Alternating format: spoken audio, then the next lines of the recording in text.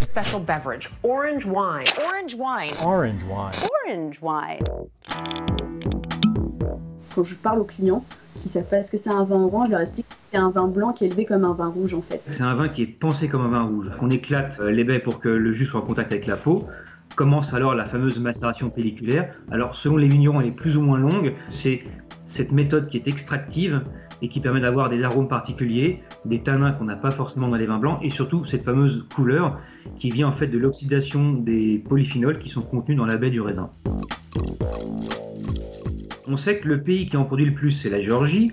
On sait que le pays où on a trouvé la plus ancienne trace de vin en 2017, et on a trouvé des jarres qui datent de 6000 ans avant notre ère, on a trouvé un résidu de vin, et pour une fois de vin pur, c'est-à-dire sans résine, sans miel, etc. Donc on a vite fait d'associer vin orange égale vin des origines. C'est un peu aller vite en besogne, en fait on n'en sait pas grand-chose.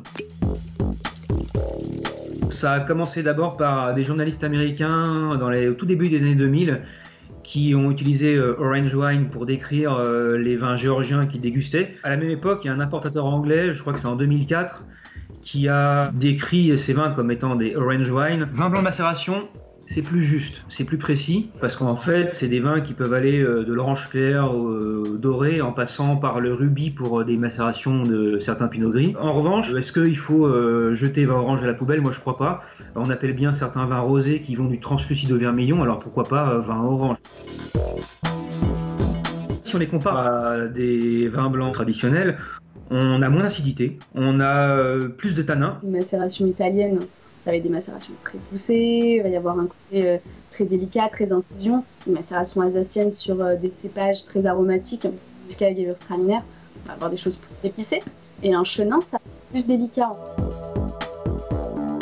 Ça va avec l'avancée que tout le monde a envie de manger plus sain, donc tout le monde a envie de boire plus sain aussi. Quasiment tous les vignerons qui font du vin orange sont à minima en bio, donc c'est lié à cet engouement, à la recherche d'une naturalité en fait, voilà. Et il y a aussi un peu ce fantasme de boire le premier vin, même si on ne sait pas si c'était le premier vin. En Alsace, en Loire, il y a des choses très très belles aussi. Il y a certains confidentiels en Auvergne qui font des choses très intéressantes aussi. Après, sinon, ça reste les macérations géorgiennes. L'Italie. J'espère que c'est quelque chose qui va être ancré et durer. Par contre, il faut que ce soit bien fait. Le problème, c'est qu'il y a des domaines qui sont pas nature du tout, ou qui sont même pas en bio, qui font des vins oranges. Donc les gens ils comprennent plus rien en les goûtant. J'espère que ça va durer. Parce que pour moi il y a une véritable nouvelle proposition. Peut-être une chose qui peut aussi jouer pour la durabilité de ces vins-là dans notre paysage de dégustateurs, c'est le changement climatique.